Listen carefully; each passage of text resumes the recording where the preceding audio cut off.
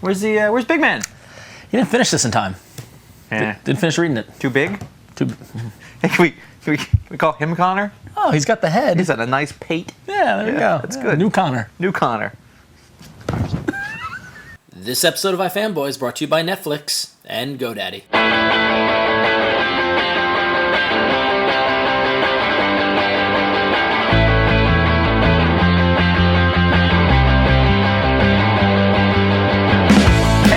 iFanboy, the video show from the comic book website, iFanboy.com. I am Josh Flanagan. And I'm Ron Richards. And this is going to stand in for Connor Kilpatrick. Yep, with the head. Who can't read. For those of you who read comics, you might have recognized this little guy. This is the character called Bone. This little guy. This little guy, not this guy. Character called Bone, creation of Jeff Smith. Going to be doing this the whole time, by the way. We really will be. Jeff Smith, who is the subject of today's episode. Jeff Smith is one of, he's a very, very popular, famous indie comics guy in the 90s. He's most well known for his creation Bone, which is contained all here in one volume in this thick paperback. The one volume edition, exactly. As it were. It came out over a period of many, many years. Yeah. So I had a chance to catch up with him at the Alternative Press Expo in San Francisco a couple months ago. Talked to him for a little bit, but before we get to that, we just thought we'd talk a little bit about Jeff Smith for those of you who might not know who he is and what his position in the industry has been. Jeff Smith is sort of one of the preeminent indie cartoonists in comics. Between him and Terry Moore, these are guys... Dave Sim. These are guys who in the 90s really established themselves and showed that you could be very successful doing your own book and self-publishing it without any other help, really. Yep. Jeff Smith, and it's interesting because those indie creators in the 80s and 90s really focused on like one book. Dave Sim was kind of the beginning of it with Cerebus, and Jeff Smith learned a lot from Dave Sim when he started doing Bone. And Bone is really kind of, we recommend it a lot for kids, but it's a book that I love. It's a great book. It's a big epic story. Yep. You know, it's very easy to be like, it's like the Lord of the Rings of comics, but it kind of is. It kind of is. It's with the a little, Lord of the Rings of indie cartoon comic books from the 90s. With a little bit of like kind of Disney-esque cartooning going on. I wonder if that's just a style of drawing, I guess. And that is the first thing you think of when you see that little drawing of Bone. Like you think of Mickey Mouse and Donald Duck almost immediately for whatever reason. So Bone is a great story about this little guy here and his cousins. Yeah, they're all related. They kind of go into this valley. They leave their homeland. They go into this valley. They stumble into this whole kind of medieval themed land where there's there's epic battles and rat creatures and a big coming of evil and they have human friends, and it's just a big old story. And these are bones. That's their species, I believe, and they have the phone bone and phony bone, and that's their name. And so to say his bone is not completely correct. True. I think. But it's great because it balances a lot of the action with lightheartedness and humor, and some heavy drama, some great relationships. And like I said, this is the whole volume, this is the whole thing, and this came out all through the 90s. It finished up in the 2000s, this is like in its like I talked to Jeff about the exact number, but it's in like tons of printings. Yes. Yeah. They can't keep it in print. And it's really one of those things that the further you, like at first you're like, this is okay, and you keep going, and it goes on so long, you get very invested in the characters, and it's one of those things that's really neat about cartooning, especially a guy like Jeff Smith, is that with just a few lines, he can convey a whole lot of emotion. Yeah. He can really make you feel something for these characters, and it becomes very emotional over the course of the thing, and this is actually... You can give it to kids, but there's scary bits in it. Like it can be dark. You got to warn the kids before you get, or the parents. But that didn't stop it from selling a butt ton of copies. But as it says here, millions of Bone books sold. Yeah, when they colored them and then also sell them through Scholastic, so they sell a ton of them at those school book club fair things. Yeah, these little volumes that break up the story into colored versions. And actually, a little bit of trivia, Jeff Smith prefers the black and white version because that was his original vision. But the colored versions are making it a little more accessible for kids and are interesting. So he finished up that story, and then from that, it's kind of like, well, where do you go from here? We talked a lot about it with Terry Moore, who finished up Strangers in Paradise, and like what would be his next book. Jeff Smith's next book has been a project called Rasl. Not for kids. Keeping with the 4 letters title. But that sound nothing like double entendre. So I think that he did that on purpose. Rasl is a much different story. Still keeping Jeff Smith's the black and white, the clean line look, but it's more of a It's more of a sci-fi heist, multi-dimensional, kind of noir sci-fi. You know, like it's about a guy who can who's a art thief who can hop dimensions, and through the and through his travels, and he's being chased. And when the book opens up, he's being chased by this kind of creature, and you don't really know what's going on. And just recently has the issues been coming out. They're really kind of explaining what's been going on, how he's figured out interdimension teleportation. And here's one of the ideas at the very beginning that I thought was a really neat idea, was that he would go to a different dimension, and he would steal a Picasso from that dimension, bring it back to his own dimension, and sell it. And they would look at it and go, "Well, this is authentic. It's real." Yeah, and it is. And that's how he would do it. Yeah. And then, like, he hopped to one dimension, and they didn't have Bob Dylan, which is interesting. You know, which is a shame. But so it's very clever, very interesting. But again, you know, thought I was going to do a Bob Dylan voice, didn't you? I did, actually. Yeah. I almost did. But it's, you know, like I said, his art style stays constant. He didn't change that much. One thing he did differently is when he collected it, the first trade paperback went oversized with it, for no other reason than just he wanted to. And that's what, you know, an example of being an indie creator. That's the kind of decisions you can make. Who sold millions of Bone copies to schools. Yeah, exactly. That's key. Yeah. By the way. But you know, he has a money bin. He's a great guy. Jeff Smith's a great guy. One of the nicest guys we've met through doing iFanboy, and he's helped out a lot of other indie creators. And at times he's worked with Image. Him and Terry Moore have a very close relationship. He's done some DC work here and there. He did that Shazam story a little while back. So why don't we take a couple minutes and you can see me talk to Jeff over at Ape, and we'll see you on the other side. I want to take a quick moment to thank GoDaddy.com for sponsoring this episode of iFanboy. GoDaddy.com is the place to register domain names, set up your website, set up your email. They've got 99.9% uptime and 24/7 support, so they make things a breeze. You can register a .tv domain name, which is perfect for podcasters, video bloggers, or anybody with something to say. They're all available at GoDaddy.com, and if you use coupon code FAN8, you get 10% off any order, and you show your support for iFanboy. So go check out GoDaddy.com. Get your own piece of the internet today. I'm here at the Alternative Press Expo in San Francisco, and I'm here with Jeff Smith. How you doing, sir? I'm doing real good. How about you? Pretty good, pretty good. So this is a smaller kind of show than the typical San Diego or New York shows or anything like that. And you're one of the featured guests. Yeah. Have you been to Ape before? Or? Yeah, I was at the very first Ape, as a matter of fact. Yeah. And do you like these kind of shows a little better than the bigger ones? You get to...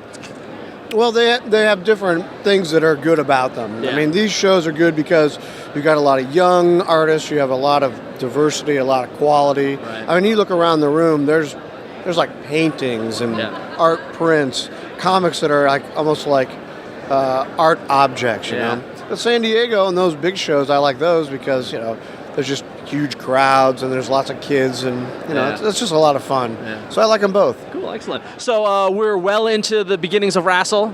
Have you been happy with the reception you've gotten from the issues, or? Yeah.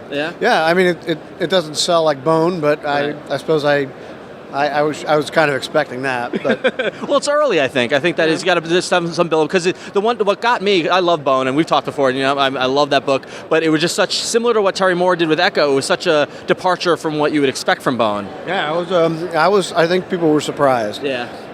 Well, you know, when I was inking Bone, you know, I can listen to music or I would like have my laptop open and I'd be watching. Like Humphrey Bogart movies. I'd be watching Maltese Falcon or The Big Sleep or like the Jason Bourne movies. Yeah. And so I was thinking, why don't I do a comic like that? I like those movies so much. So that's kind of where I started thinking I'd want to do a noir thing like that. But it's noir with a little bit of science fiction, a little bit. I mean, you're mixing all that in.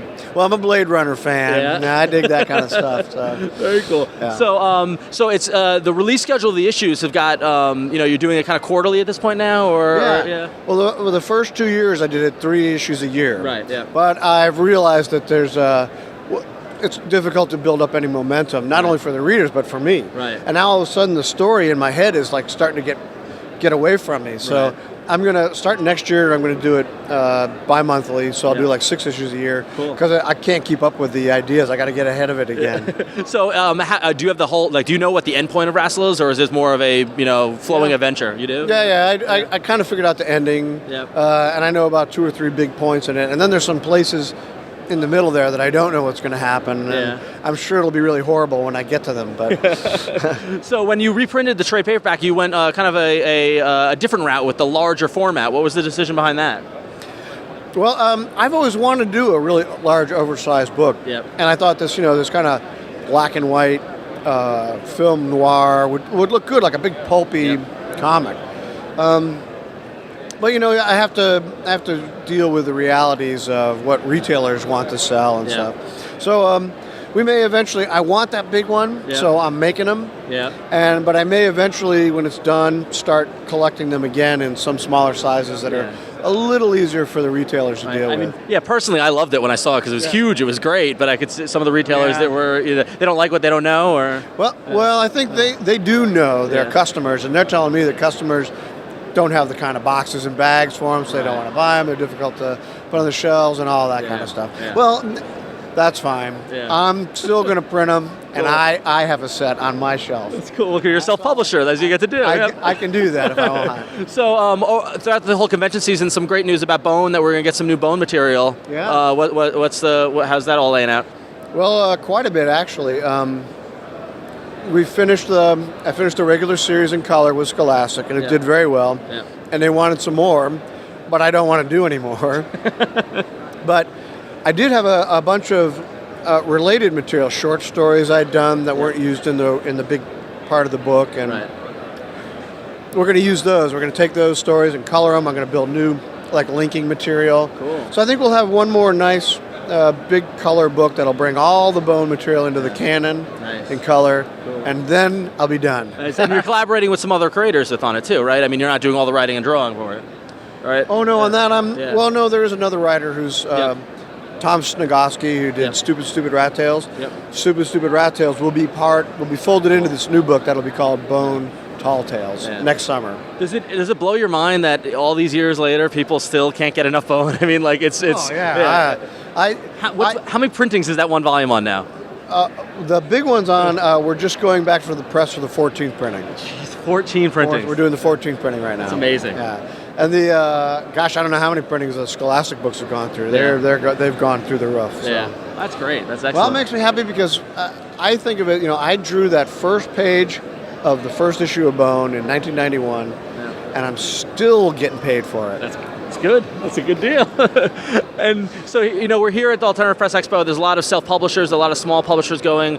You're one of the people that are held up as one of the kings of kind of the independent publishers of the 90s, like I mentioned, Terry and Dave Sim and stuff like that. Okay. The landscape has kind of changed a lot. What kind of advice do you have to somebody who's trying to self-publish or to be a starting off creator not going to work for Marvel or DC? Well, it's very different than when I started in 1991. I mean, we had 12 distributors. Now there's only Diamond. Yeah. But what has changed, what I would take advantage of now, and I do with Rasl, is the media outlets. I mean, we have podcasting. Yep. We have websites. I mean, it's just exploded. When I started, we had the Comics Buyer's Guide, which was a newspaper, and the Comics Journal. I mean, Wizard hadn't even started yet. Yep. So the opportunities, plus we have these venues. I mean, when I started, there was no Ape. I mean, Dave Sim and I were at the very first Ape. We went around trying to set up things like SPX. Yeah. So there are venues and there is media, and I think that's what I would be doing if I was just starting off fresh. I'd be online and figuring out, get the word out, marketing, right?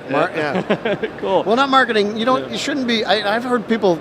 I think people think that I go out and market like a salesman and go, hey, come on over, and you got it. I don't think that at all. I think that you need to be in certain places. You need to do, but the most important thing is you need to do work that means something to you. Yeah. And if it works, people will find it. Yeah. Cool, excellent. Well, you've had great success, and I'm enjoying Rasl, so thank you very much for your time. We appreciate it. Yeah. A big thanks to Netflix for sponsoring this episode of iFanboy. With Netflix, you can rent over 90,000 titles online, including tons of Blu-ray titles, with free shipping both ways to your home. They've also got the great Netflix live streaming service, which streams movies direct to your laptop, Xbox 360, or Roku player. It's badass.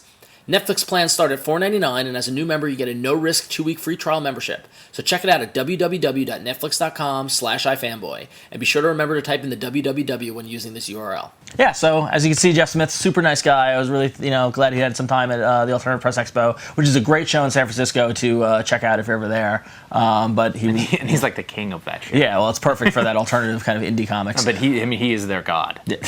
he's been going to it for years. Other than Dave Sim, I mean, who else? Yeah. It's Terry Moore, Dave Sim, and that's the thing is that, and as we talked about in the interview, you couldn't do what he did now. Unfortunately, the way the industry is, true. You need a publisher. You couldn't do it by yourself. You could try, and with digital maybe, but there's a chance world. it would be harder. It'd be much harder. Exactly. If you want to know more about Jeff Smith, a great DVD documentary came out about him, Jeff Smith, cartoonist, with some great interviews with some of his contemporaries and some of his friends and things like that, as well as with Jeff Smith himself. You can get that through Amazon now. It shows you sort of like an actual showing his talent actually working at the time and getting a context for all the stuff that he's been through. It's I've seen a lot of creators talk about being very inspired by watching that. Yeah. So, I mean, if you haven't read Bone yet, I can't recommend it enough. It's always on one of my must-read lists. It's good for all ages for the most part. So exactly. I'm going to get my nieces to start reading it. That's rare. Yeah. In fact, actually, this doll is one I bought for my niece. So she can't have it. No, she can't. It's very clean. It's mine now. Oh. I put my weed in there. All right. So we hope you liked this episode. If you have any questions about Jeff Smith or about this episode or about us in general, you shoot us an email at contact@ifanboy.com. You can call the voicemail line and see if I can remember this. 888-FANBOYS, which is 326-2697. Very good. And don't forget to go to ifanboy.com where there's all these great articles and writings and the comic section and our audio podcast every week, as well as go to revision3.com/ifanboy where you pick up the forums as well as all of our previous episodes for the past multi-years. Hundreds of episodes. So until next time, I'm Ron. And I'm Josh. Thank you. Goodbye. Say goodbye, Connor. Goodbye, stupid.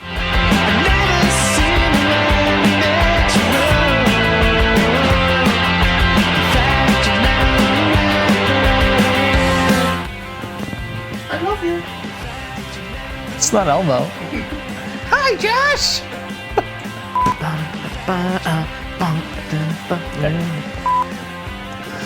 Show me where he touched me. What's in your sack, Bone? I exited the way we end the audio show.